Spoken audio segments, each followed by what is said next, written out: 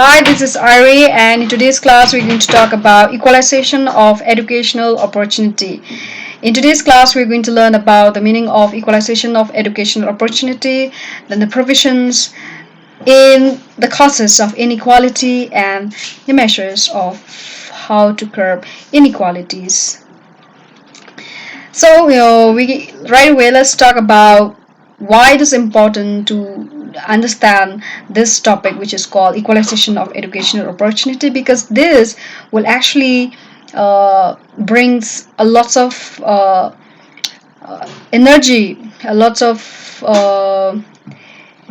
meaningful ways in order to solve various kind of problems like unemployment, poverty, global warming, climate change, crime rate, and many more. So in today's world, which is a modern world, there has been a change in the society which work for the development or establishments of equality, freedom, fraternity, justice, and many more. As you can see that we have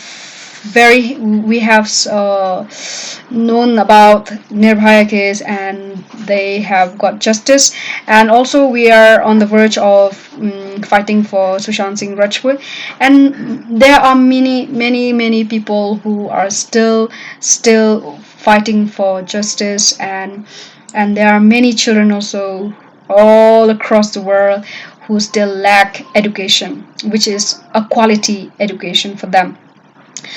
And here what I want to say is that the Kothari Commission 1964-66, they have observed social objective how to bring equalizations of educational opportunity in order to enabling the individual or the students to improve their way of life. And now education, which has been regarded as universal, free, and compulsory at the primary stage of education. There are some states which offer free education for girls, which is a very good news for us. And equalization of educational opportunity means no one in the nation should be denied of education. And it's very important for all of us to understand that it should be taken as a means of providing suitable education for all sections of the society in accordance to their interests, abilities, aptitude, and needs. So let's just talk about the post-independence period. Not only our constitution work or guarantee on providing to realize the ideal of equalization of educational opportunity in the country, but also various educational plans have been implemented across the country to achieve the desire for equalization of education opportunities and to make education as universal, free, and compulsory, especially for all those children under the age of 14 years old. Inequalities in educational opportunity prevailed in the country throughout its course in the history.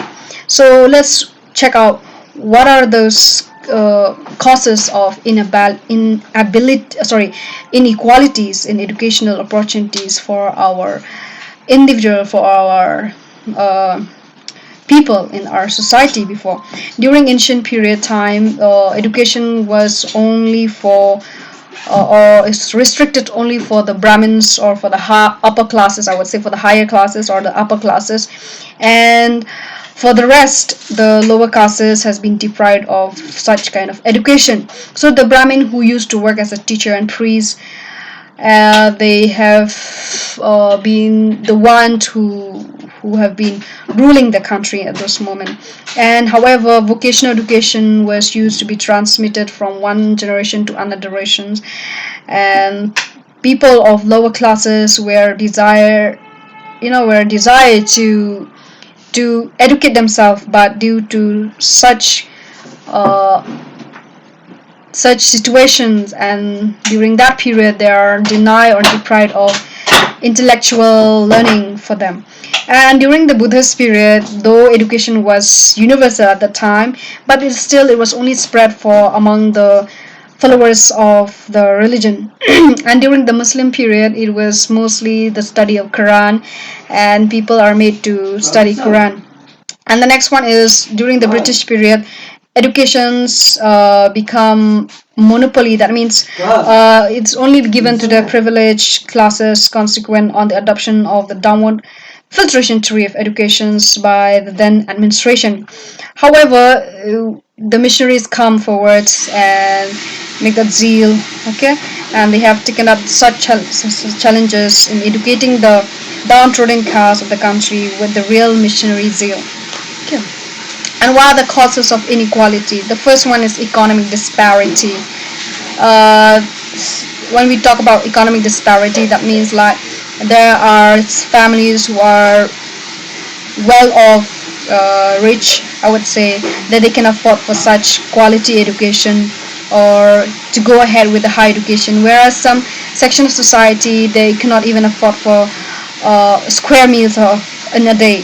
So it's very very difficult for uh, those kind of people to continue with their secondary and higher uh,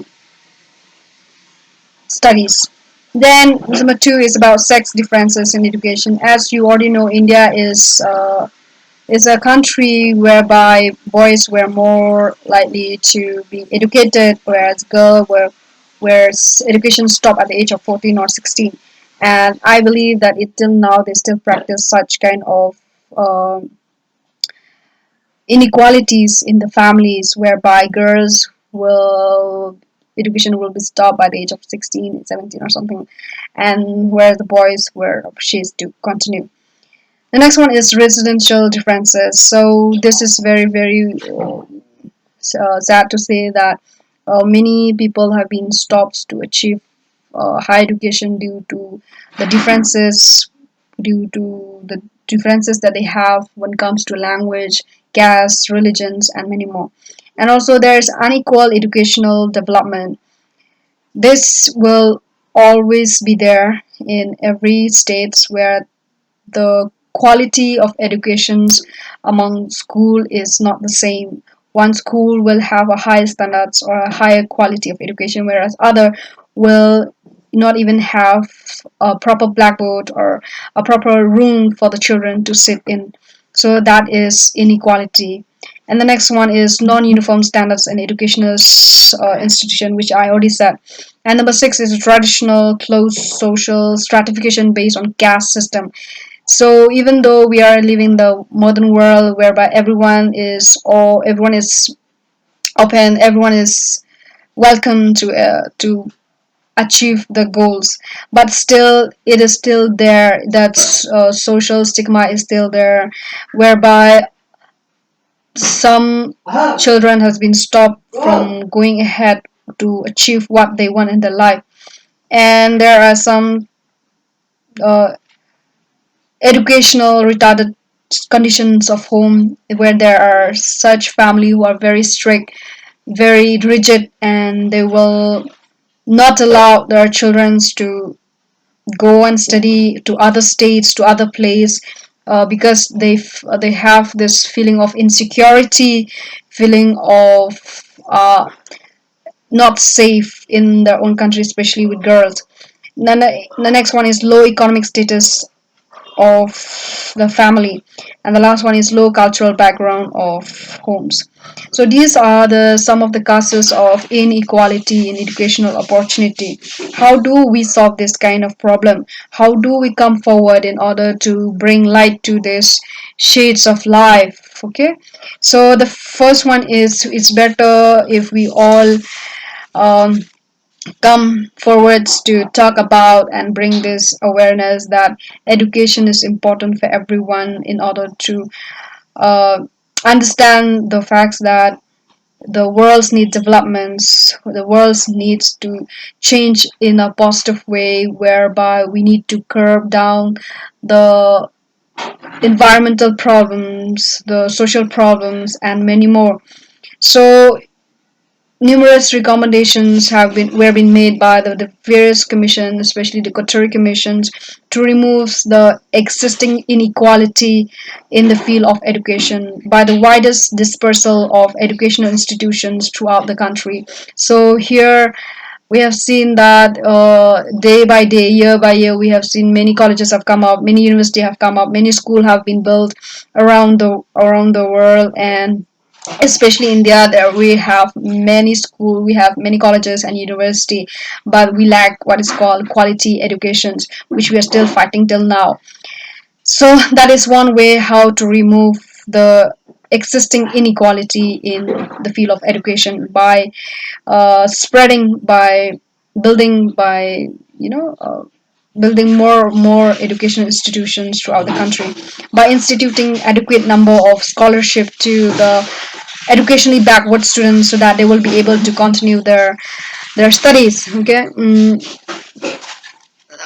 So that they will be able to continue to studies. So scholarship is important for such students in order to curb this inequality of education opportunity, and then by making suitable transport facilities for such children who have no proper transport facilities. That for them is very important for that. By adopting deliberate facility policy of equalization of education opportunity by the state and central government. So it's very important for the state and the central government to take up a very solid policy in order to bring educations to every children around the world in order to make their life a better place for them.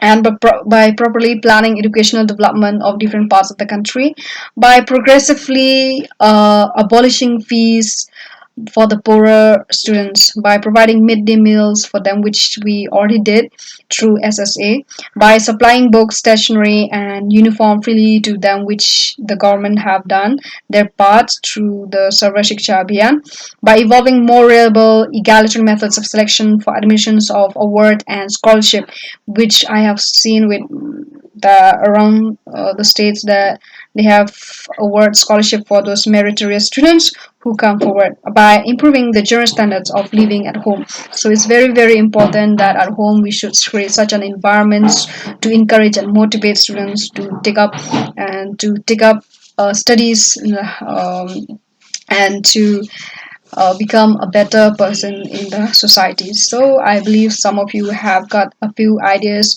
regarding this equalization of educational opportunities. And with this, I sign off. Thank you.